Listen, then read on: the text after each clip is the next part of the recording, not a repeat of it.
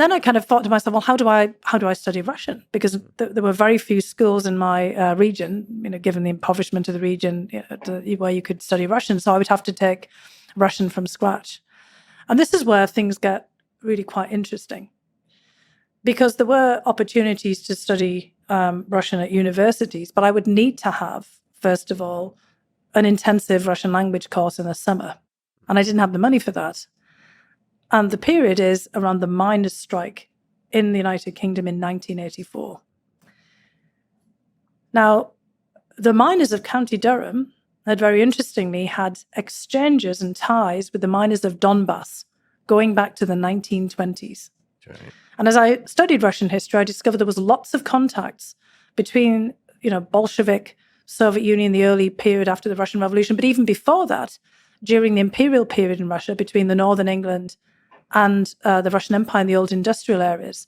Basically, big industrial areas like the northeast of England and places like Donbass were built up at the same time, often by the same sets of industrialists.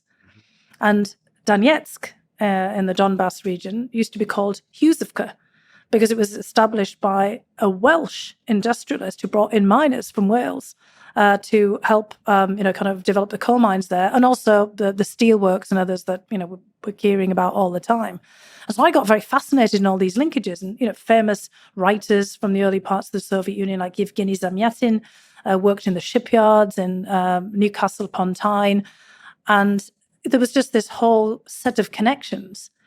And in 1984, when the miners' strike took place, the miners of Donbass, along with other miners from famous coal regions like the Ruhr Valley, for example, in Germany, or miners in Poland, sent money in solidarity to the miners of County Durham. And there'd been these exchanges, as I said, going back and forth since the 1920s, formal exchanges between miners, of the region, the miners' unions.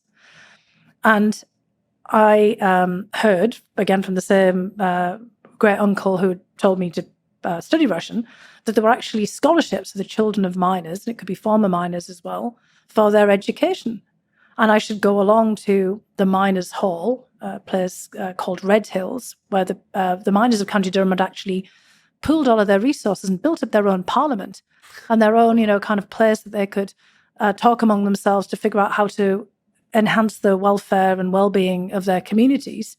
And they'd put money aside for education for miners. There was all kinds of lecture series from the miners and all kinds of other activities supporting soccer teams and artistic circles and writing circles, for example. People like George Orwell, were involved in some of these writers' circles in other parts of Britain in mining communities, for example.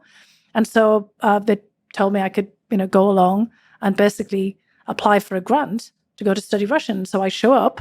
And it was the easiest, application I've ever come across. They just asked me to, my dad came along with me. They asked me to verify, that my dad had been a miner, and they looked up his employment record on little cards, kind of in a little tray somewhere.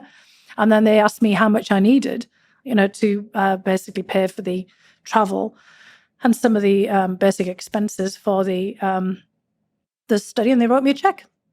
And so thanks to the miners of Donbass, and this money that was deposited with the miners of County Durham, with the Durham Miners Association, I got the money to study Russian for the first time before I embarked on my studies at university.